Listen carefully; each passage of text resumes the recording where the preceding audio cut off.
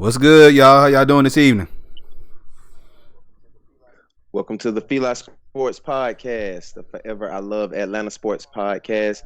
Hometown guys talking hometown sports, repping the A as always. It's your boy Coach Mario and the man known as the Don. I told you I was going to get it What's right good? this How y'all morning, doing Don. this evening? This is the Done back at you. Glad y'all can join us this evening. We're gonna be talking about Atlanta Dream, the women's basketball team for the city.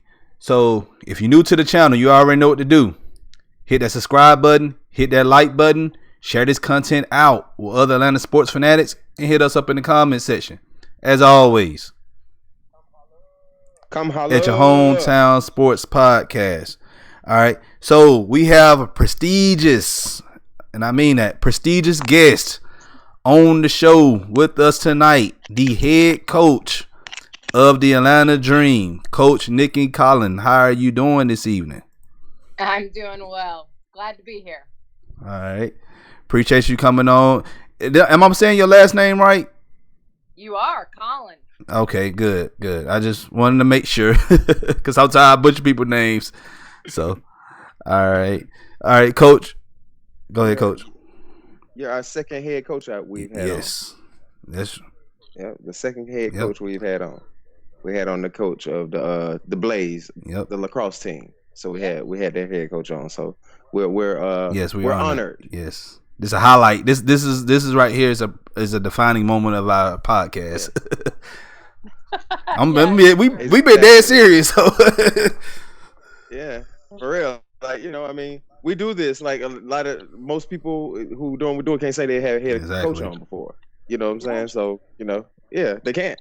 Not without being some type of major affiliate or something. Exactly. Most of them can't say that. Yep, that's right. Yeah. Yep. So we don't want to. Well, go ahead, Don. Let them know. All right, y'all know y'all can find us on Twitter at FILA_SP, Instagram FILA Sports Podcast, and on Facebook FILA Sports Podcast. You can also hit our shows up on Spotify and on Google Play. We're trying to get our show on Apple. It's coming soon. By the way, the show is sponsored to you by Grant Park Print House. Get your custom design T-shirts and your custom design mugs and custom design bags at Grant Park Print House. So you just go to www.grantparkprinthouse.com and hit up Matt Connors. He'll hook you up whatever you need. So, yep. All right, and so we can get to the point of the show. We're gonna run through the breakdown really quick. Everybody in the chat. Blaze didn't have much going on. Yeah, that season over. So the Braves. Yeah, that season over.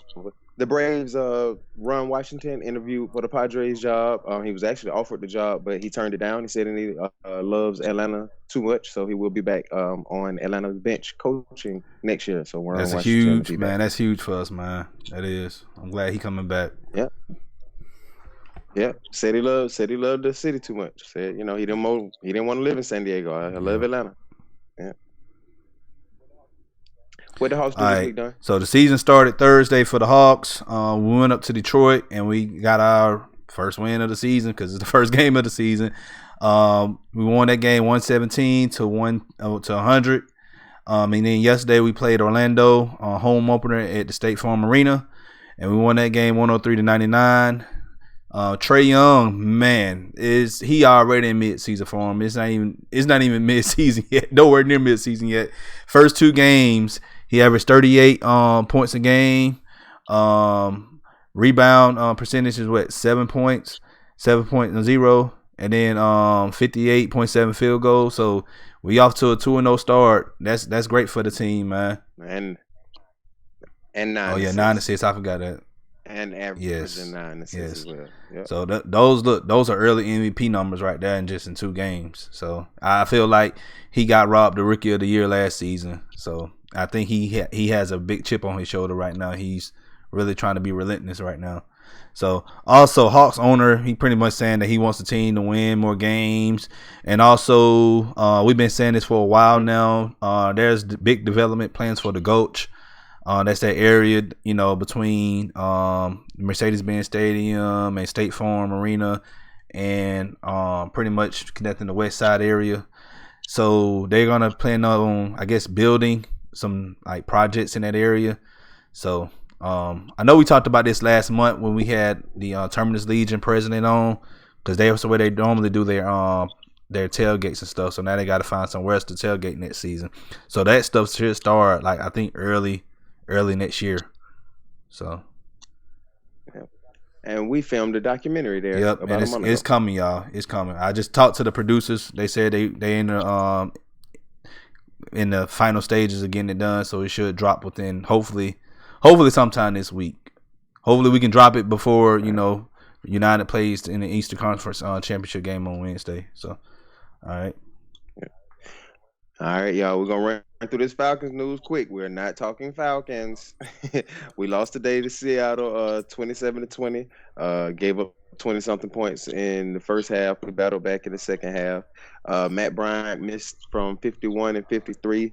It seems like this year he's struggling over 50 yards, but we all understand why.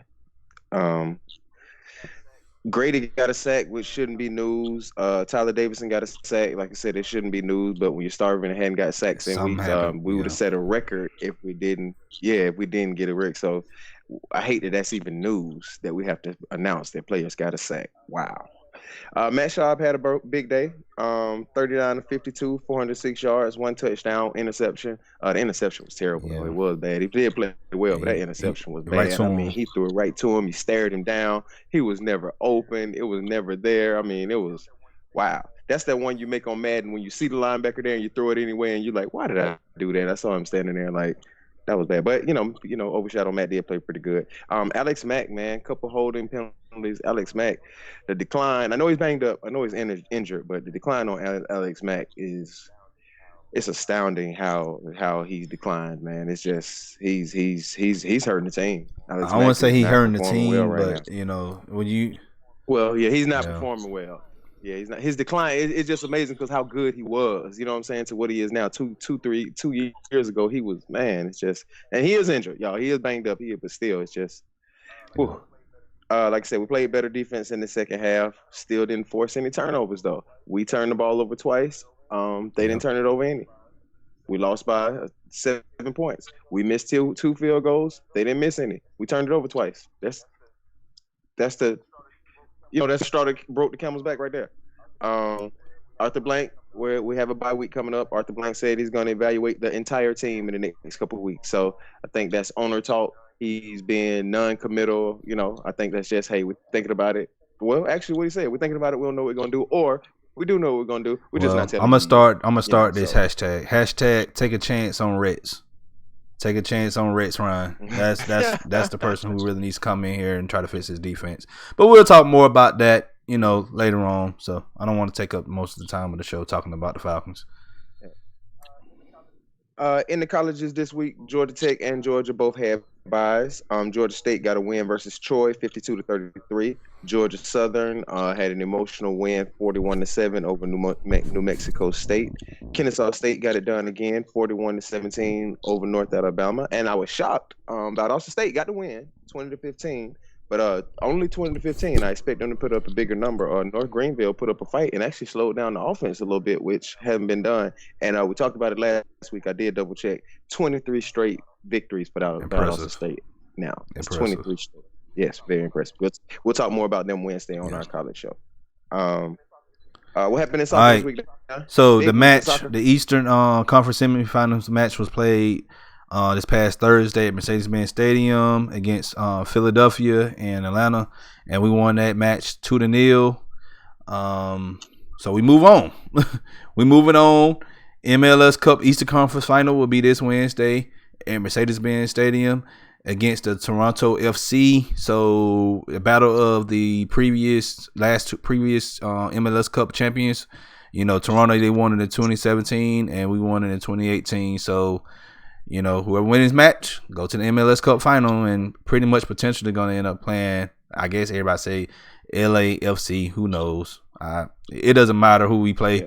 I feel like if we can just make it to the finals again with a whole brand new coach, hey, and we either we win or we don't. Even though we don't win, that's still impressive. So, hey.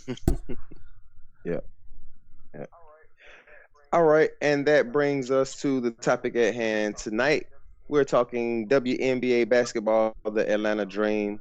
The Atlanta Dream, if you guys didn't know, announced some big changes last week, and I'd rather let you tell them, Coach, than me. Let me be quiet and let you tell them, Coach.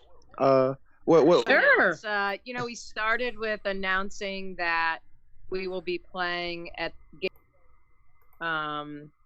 right there near the airport in College Park. So we are moving. And then our other big announcement was we've done an entire rebrand with new logo and, changed our colors up a little bit. And so a lot going on with the Dream right now. Okay. Yeah, I love that logo. That logo is nice. It's really nice. Cause it I know it's not a black, it's like a charcoal color, and then you got the red. It kind of ties in with the city colors more. So pretty much every team in the city now has either red or black in it. Yeah. So. Yeah, and I think that was kind of the goal, was to like have that common thread where we weren't the same.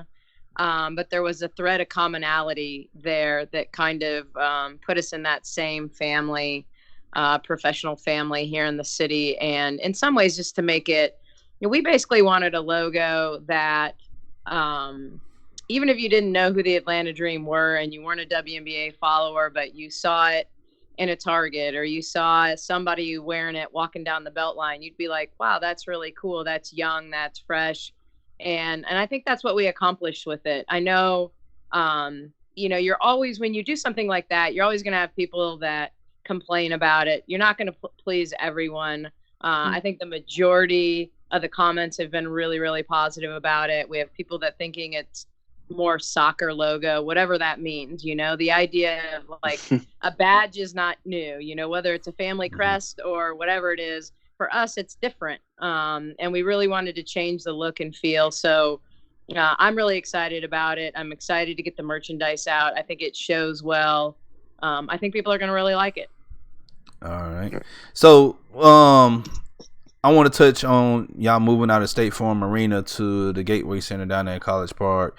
So what's your thoughts on that? Do you think that's a good move for the team, or Well, I think if you went to State Farm and watched games, certainly it is a state-of-the-art arena, very professional, great that it's on MARTA. But for us, when you have to section off a big section of it, you just don't have a home court feel. And so for me, College Park is exciting because as we enter into the new rebrand and I just feel like we can create a true home court advantage. And it's something I've been here 2 years and playing 1 year at Georgia Tech and 1 year at State Farm. I just never felt like we had that. Like we had complaints at Georgia Tech for a variety of reasons from fans, thought that would be better at State Farm.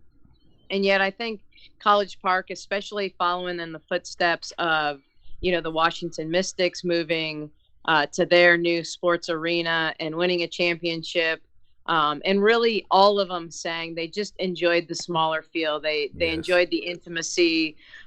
Fans made a difference, whether there's 2,000, 4,000, they're going to be heard. And if there's anything I'm excited about down there, it's, they insulated it so that when you're in it, you don't hear airplane noise, right? Flying overhead.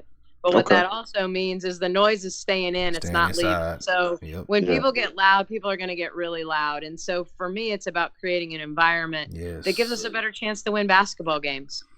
And I agree. It's 6,000 and 200, something like that.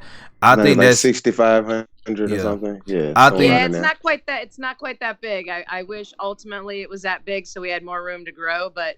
I think it's going to be about 5,000 with concerts and, more like 4,000 for a basketball game. And so, I think it's an arena that we can fill. We expect to find a way to sell it out every game, and 4,000 people in a tight space are going to make a huge difference for us. Yeah, it's going to be more of a home court advantage, as to say. Absolutely. Absolutely. Yeah. So, and I think that would be a great thing because I know I can get to the Gateway Center and watch a Dream game. So I think it's easier access to get in the State Farm, because a lot of people, you know, when you say you got to go downtown, some people like, ugh. Even for Hawks games, you know, on a weekday, like weekend Sundays, you know, going to a Falcons game on a Sunday, it's different, you know. But like on a weeknight, going to a basketball, some people be like, ugh, I don't want to go downtown. Trying to get downtown at 7 p.m. on a Wednesday. Yeah, sometimes it just sucks. Yeah. No, I agree. Yeah, I mean, I think there's a lot of things we're excited about from, you know, even from a franchise perspective, our ability to do a bunch of things from a brand perspective. State Farm has their partners already, their sponsors, and so to be able to do some things kind of that are more dream related, to be able to brand it more. Yes. To really have people that are excited to have us as like a main tenant. They see us and they want to promote us in ways that we've probably never been promoted before. So we're excited about kind of that partnership with the convention center as well as the city of College Park that's growing, and excited about us being there. Okay. Well, we got one person right now watching our show. His name is Devontae Hughes. I believe he did some work with Sports Talk ATL, and I think he interviewed you already, I believe. I don't know if you remember Devontae Hughes. But, I definitely know the name. Oh, okay. Yeah, he asked, are y'all gonna be rolling out any new jerseys? Jerseys will not be. Well, I mean, the jerseys will be new because our colors are new. Yeah. And so yes, Nike is staying with the same kind of. I don't know if you'd call it ombre, but you know, last year it was shades of navy with our navy uniform. So yes, the uniforms will be all new, brand new. The red, the charcoal, those colors. Nike calls it anthracite, but yeah, so we will do all new uniforms this year. Okay.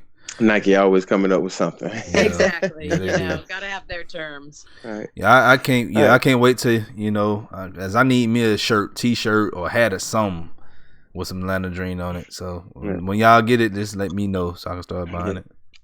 Sounds good. All right. Sounds good. Well, all right. Well, Coach. All right. So to switch it up a little bit, talk some serious basketball. What do you think that in the offseason, via free agency or in the draft, what do you think that what are you looking to hopefully add? Or what do you think that we need? Well, I think it starts with our ability to score. You know, a year ago when we finished second, we still offensively lagged behind the league, and we're really kind of the asterisk of the league in terms of not shooting as many threes, kind of the trend of shooting a lot of threes, a lot of layups, getting to the foul line. Certainly our Achilles heel in year two. We were on pace at one point to break an all-time record in the WNBA for inefficiency from the field, and got a little better down the stretch to kind of avoid that negative record. So we've got to add shooting. We've got to be better, you know, all the way around from the arc. We were last in the league in three-point field goal percentage. But we were also second to last in the league in shooting inside 5 feet. So, you know, we've got to be able to finish around the rim. And so, you know, there's obviously a couple important things. You know, we have 2 unrestricted free agents in Angel Mapatri, Alex Bentley. So in one situation, you've got a point guard, kind of combo scoring guard. The other, you've got your small forward that could swing and play the power forward a little bit. So those are 2 positions that we have to shore up via free agency, the draft. Our goal, probably with the 4th pick, is to basically go into free agency and identify those needs. And then from there, once we know who we've signed in free agency, to then draft accordingly. Like, had we gotten the number 1 pick, we might have flipped that. We may have made the decision, okay, this is who we're going to go take at number 1, and then adjust free agency accordingly. But we're going to go try to get, you know, a key free agent piece or 2, and then kind of bounce off of that. But we need scoring. We need the ability to score. We need the ability to shoot. We've got to stretch the defense to 3. And, you know, we didn't do a great job. Everybody's got a stretch 4 or 5 right now that makes threes. And, you know, we really didn't prove consistently that we can stretch the floor at the 4 or the 5, at least to the arc. Okay. Would you say that your offensive philosophy, let me see how to word it, is more structured, or do you like a more freelance type? It's okay. It's okay. Sorry, my daughter was walking. Hey, it happens. It's fine. Yeah. I saw you. It's okay. Yeah. So would you say you like a more structured approach, or is it a more freelance? Let the girls, women, I'm sorry, be more creative, or kind of the way, in technical terms that I would break it down is, as much as we can, we want to take shots in the first 8 seconds. So if you divide the shot clock into thirds and you've got 8, 8, and 8, we don't want to be in that final 8 very often. And I think as much as we can, we want to lead the league in pace. We were second in pace 2 years ago. Our pace dropped this past season. Some of that was we didn't take the ball out of the net fast enough. We weren't as good defensively. So, we weren't playing off of defensive rebounds a lot. And so, we definitely want to free flow into those first 8 seconds, get into early ball screening action. And then as much as anything, we're big on not letting the ball stick. So the ball moving. The less I have to make play calls, the happier I am as a head coach. Gotcha. I want them to flow from one action to the other.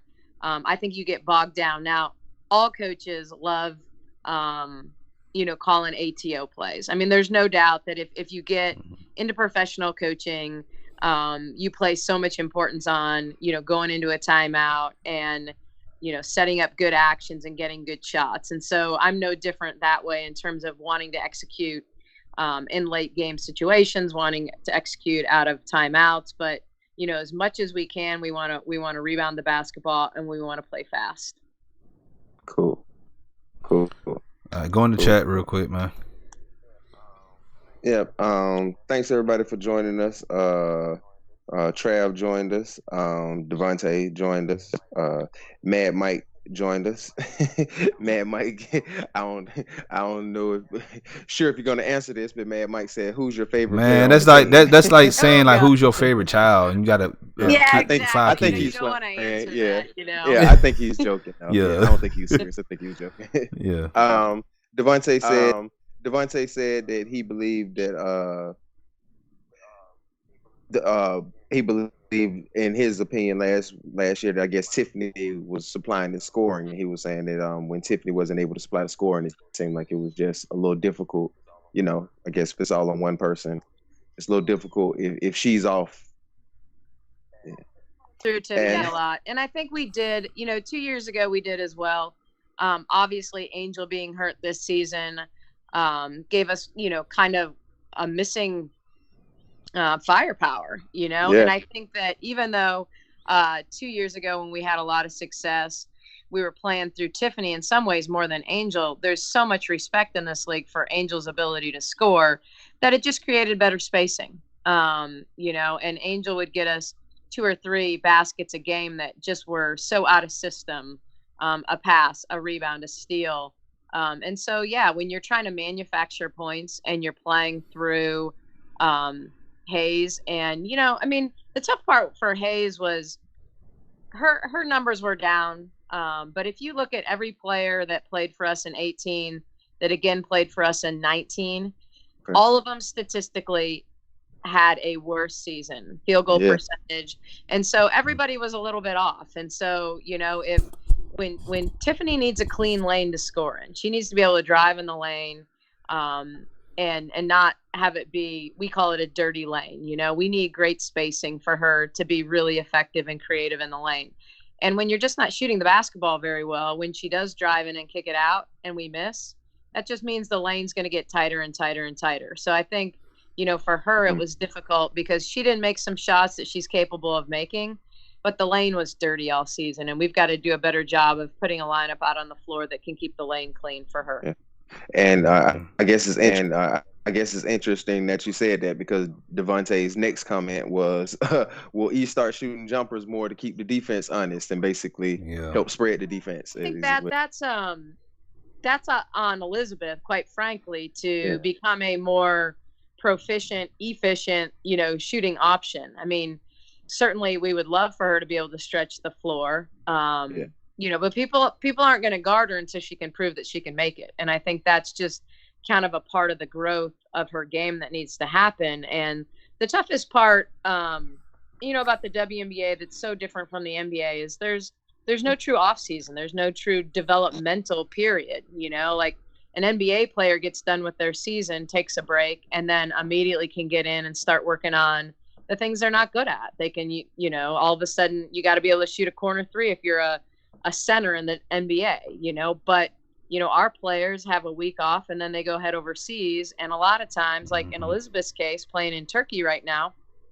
on probably the best team in Turkey, she may miss the first 2 weeks of training camp because her team's still playing in Turkey. And so there's just not that time to say, hey, we're going to devote a ton of time to developing, the parts of her game that really need to grow for us to be great. And so it kind of falls on the players to figure out how to do that, when they're overseas. I've never actually thought about that either. So, and I imagine it affects them as well because, not that I know a ton about overseas basketball, but I just would imagine it's a different type game. So I'd imagine do the players struggle with adjusting to the WNBA versus playing overseas when they come back? I've never thought about that. They sometimes bounce in and out. I mean, I know that the game's really wide open over there. I think the reason Americans are so successful over there is typically because of their speed, athleticism. If you watch a game over there, it's high level basketball in some of the leagues. Even the training over here different too. Not played at the same pace. It's just they tend to come back, and if there's one thing they'll say, they'll realize, like, I'm not in as good a shape as I thought I was, because they might play 35 or 40 minutes a game, but they're playing at most 2 games a week. They tend to play a country league game on the weekend, and then if they're in some kind of Euro League, Euro Cup, they play that midweek game. And so they never play more than 2 games, where we're always playing at least 3, sometimes 4 games a week. And so kind of there's wear and tear, but it's different. They practice more, but the game's different. They don't have, it's physical, but it's different physical. They don't. So, and they're not playing Griner, Cambage, for Elizabeth, it's not that she doesn't guard good players in Turkey, but she's also not guarding on a nightly basis the kind of players she's going to guard in Nneka Agumake and, all the good players in our league, the Tina Charles. Like you get some breaks over there that you don't get here. Yeah. Okay. Here. Gotcha. Okay. Gotcha.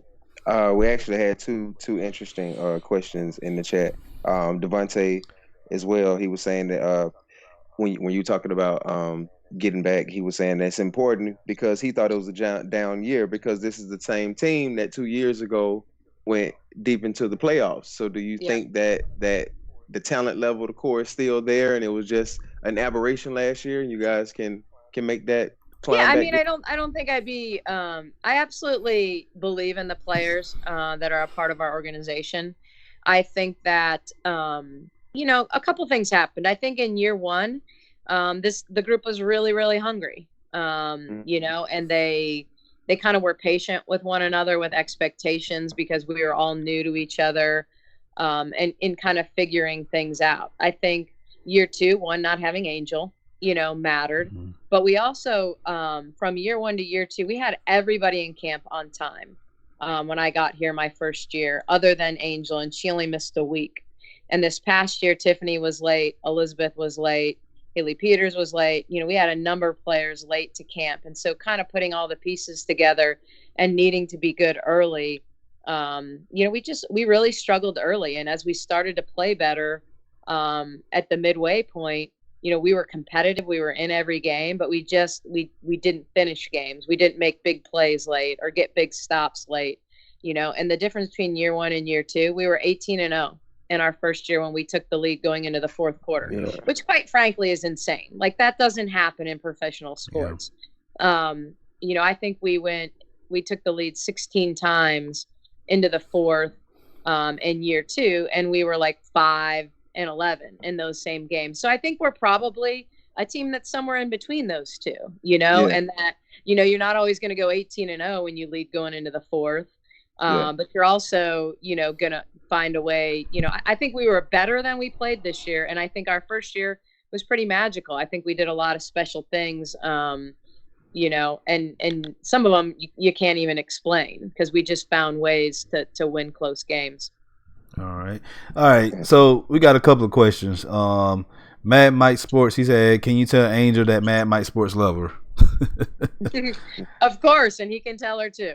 Right. But yeah, I mean, she's a 2-time Olympian. She's special. She would have made a big difference for us, but I think her long-term health was more important than getting her back, and hopefully she gets back to full strength. I think the goal is December or January for her to be at full strength.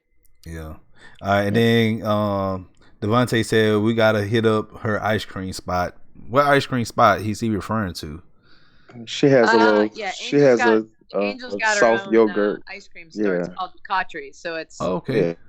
Pretty easy to Google, but it's not that far from downtown off I think Peters. Yeah, it is. Okay. It's nice. She got a little ice cream shop. Yeah. Okay, cool. All right. Let's see. He said, all right, Mad Mike Sports said, "Can you tell me something interesting about you?" Something interesting about me. I don't know. What's interesting? Mom of 3. I've got 14-year-old twins that are freshmen in high school here at Cambridge High School up in Alpharetta, and a 12-year-old. So I've got 3 kids. Okay. Are they in basketball? Actually, none of them are in basketball, although my 12-year-old daughter is going to play this winter. I've got a couple lacrosse players, and so, as a coach, it's probably a better thing that my kids aren't in basketball in some ways because I leave their coaches alone. Okay. But the beauty of lacrosse, I have to say, like having not grown up really around the sport and kind of watching it as my kids started playing it young, is that there are so many basketball principles to lacrosse. So I have a son and a daughter who both play, and they are point guards. They're just point guards on a lacrosse field instead of point guards on a basketball court. So, interesting. So Liam Banks, the head coach for the Blaze, yes. he also do some. He do a lot of stuff for the youth in the greater Atlanta area. So, might want to hit him up. Get a free lesson for your 12-year-old. I'm pretty sure he'd be. Sure, and I've been around. The Swarm as well. I went to a couple Swarm games this year, so the indoor lacrosse is a lot of fun too. I was introduced to that when I coached with the Connecticut Sun because the Sun also owned Mohegan. Sun owns an NLL team as well up there, the Black Wolves. So I'd been around it and kind of had seen how the game evolved. So a lot of great professional sports here in Atlanta. All right. Yeah. And Pat he said, go ahead, Coach. I'm sorry. Go ahead. No, I was going to read Pat's question. I thought it was a good question. Go ahead. Yeah. He said he wondered how the relationship with the Hawks, you have a relationship with the Hawks owner, Tony Wrestler, Coach Pierce, and how they help you make each other better. Yeah, I don't really have a relationship with the owner. I did I met Lloyd. We were hired kind of in the same calendar year, and he threw out the first pitch for the Braves, and I led the chop the same night. A little over a year ago in the spring, and I met him that night, and we chatted.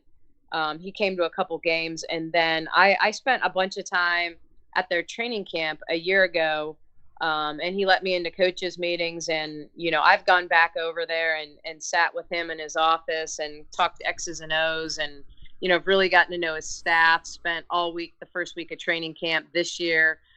Just love what he's doing. I mean, he is, I think, a really great basketball mind, but above and beyond that, like I love his relationship with his players and how he treats them. And he's young and youthful, and man, he gets his staff out there. They jump into drills, and so they're just really engaged. They kind of have the terminology sweat equity, and when they jump in and show that physical commitment to their guys. So yeah, I've learned a lot from him and love the relationship we've built between our two teams. I don't have a relationship really above him. Okay. All right. Good. All right. Man. Devontae said. What did Devontae say? Oh, I lost it. Hey, you got it on the screen, Coach? I do not have any. Oh, talking about He said what? He said what happens when players are drafted but not necessarily on their team that year, such as Christy Wallace. There you go. Yeah, perfect. I was actually texting with Christy today and yesterday. So we basically hold their rights until they actually come over to camp. So with Christy Wallace or with the Chinese player we drafted in the 3rd round last year, we basically hold their rights until they choose to come over and play. And so Christy, because of injury, hasn't come over yet. She's rehabbing an ACL over there. She actually tore her ACL senior day at Baylor. I think she was probably a 1st-round pick before she tore her ACL. Unfortunately, she rehabbed like a maniac, came back in December last year, and realized that the graft didn't take, so had to start all over and do another ACL surgery. So she's probably not going to be back until February with her Aussie team. But we hold their rights until they come over. So if she comes over to training camp in May, she'll either make our team, or if we waiver, then she becomes a free agent like any other draft pick. Same with the Chinese player. We knew Lee was not going to come over. I mean, she's only 20 and wasn't prepared to. I don't know if she'll be ready this year or maybe post-Olympics with it being an Olympic season. But, you know, she was just someone that at 6'7", we thought holding her rights going forward as she got a little more mature and played more might be someone that could really impact us long-term rather than typically most 3rd-round picks that you bring in, you're bringing them in for camp and they're not going to make your final roster. So after a couple of weeks, you don't really have their rights anyway. So it's kind of a building towards the future type of move with both Christy and Lee. Okay. All right. All right. Sean said, okay, I got it back. Sean said, I hope they draft old girl from Texas A&M. I'm pretty sure the whole squad at Texas A&M got a ton of old girls. Which one are you referring to, man? Oh, he's talking about Kennedy Carter. He better be talking about Kennedy Carter. Coach knows. Yeah, look, Coach knows who he's talking about. He's someone that we, we take a long, hard look at. But the thing that people have to understand is she's a junior. So it's certainly not a given that she's going to declare for the draft. And so, you know, there's been a lot of speculation that she will. And I think she's, for those that truly follow the league, I think she's got some Arike Agumawale swag. I mean, I think she's one of those players that was National Freshman of the Year 2 years ago, led the SEC scoring as a sophomore. Preseason, I think SEC Player of the Year this year as a junior. So really, really special talent, very skilled, especially offensively, but a junior. So, you know, we'll be evaluating her, but she's definitely would fit the scoring guard, that we'll be taking a long, hard look at. All right. Let's see. And if he wasn't talking about Kennedy Carter, I don't know who he's talking about. Yeah, I'm pretty sure you've been doing your evaluation and everything. So you knew that name immediately, so I'm pretty sure. Yeah. All right, JF, good JF. Glad you could join us because we about to ask Coach the same question. So, what is the expectation for next season? How far you think we'll go? Because we pretty much that was our last question we was gonna ask you for the night. So, how do you think we're gonna get back on top of the East? Oh, goodness. You know, I think it starts, a big part is going to be free agency. Our success in year one was a large part due to free agency, re-signing Angel, signing Jessica Breland, signing Renee Montgomery. All three were starters that first year.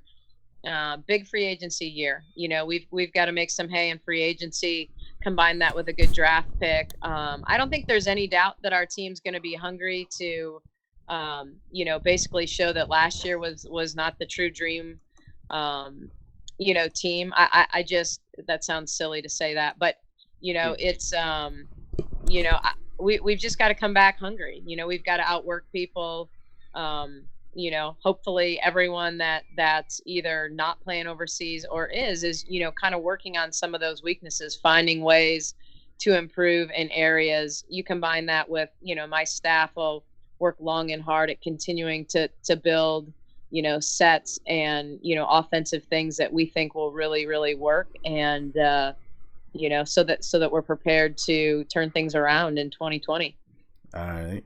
Well, everybody in the chat, they really love what you're talking about, and they really excited about the Atlanta Dream.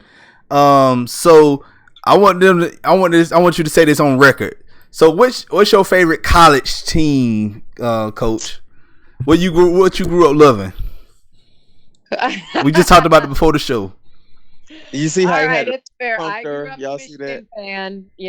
I'm definitely from the Go Blue world for sure. Yeah, that was my parents' thing. But when you get, I coached in college many years before I got into the pros, and so you very quickly, in some ways, lose your affiliation, because I was a Razorback fan for 7 years when I was coaching at Arkansas. Oh Lord. Yeah, I was a Louisville Cardinal fan for 4 years. 40 minutes of hell. There, I'm a Marquette grad, so that's okay. Fortunately, with no football team, we're still undefeated. But I'm a Michigan fan. Go Blue.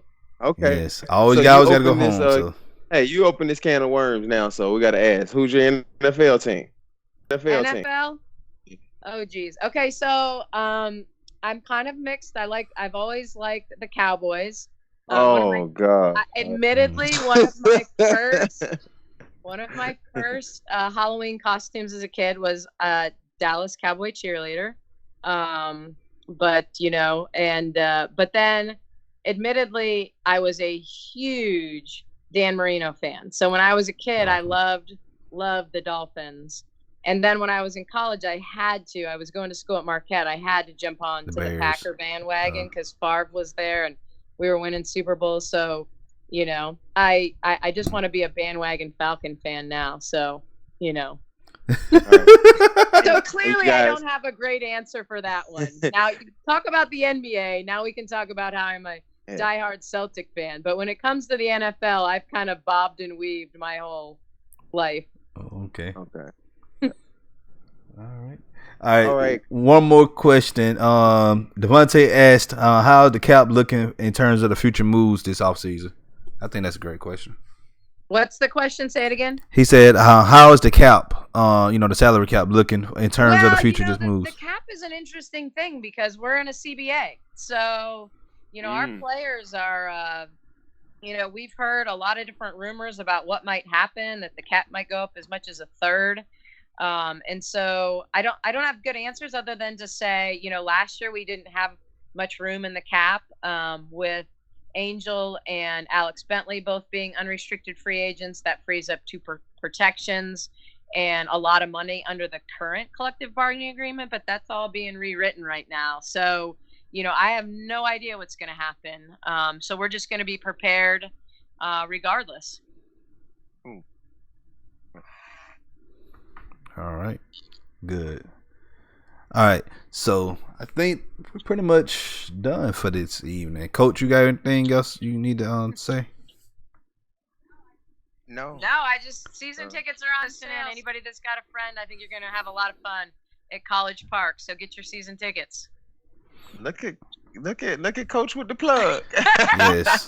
Look, you've been working with the media relations. Exactly. Hey, we are all times, Yes. all time. Well, Coach, like I say, we have to thank you for joining us. You're our second head coach that we've had here on the show. You were everybody in the chat is excited about the dream. They say, "Hey, I'm liking the dreams, Coach." Everybody in the chat is excited, so hopefully we'll bring that excitement back and the new logo and new rebirth and we're ready. Yes. Bring them all to College Park. Yes. And also, for having me, guys. Thank you for joining us. And also, if y'all need, anybody to cover the games, we'll love to come down and cover. cover the games for you guys down in College Park. We are also an affiliate with Georgia Sports Hospitality Media, so we a media group. So not only we do podcasts, but we also write articles and stuff as well. So if y'all need some fresh young minds, I know we don't look young, but hey, we still young at heart. We'll be more than welcome to go into games or training camps or whatever and cover you guys. So great to hear. Let's stay connected. Yes. Oh, we gonna stay connected. Yes. All right. Stay connected. All right. So guys, thank everybody in the chat for joining us this evening. We appreciate y'all. And if anybody watching this show at a later time, thank y'all for watching us. Coach, you got one more? Coach, Mario, you got anything else you got to say? Nope. That was good. No, that was it. Like I say, just thanks for joining. All right, us. We'll be back Wednesday with our rivalry week show. We're gonna preview the Bulldogs in Florida, Georgia-Florida game for this week. So join us Wednesday. So if you're new to the channel, you already know what to do. Hit that subscribe button. Hit that like button, share this content out with other Atlanta sports fanatics, and hit us up in the comment section. As always, come holler at your hometown sports podcast. Everybody, y'all have a great evening. See y'all Wednesday.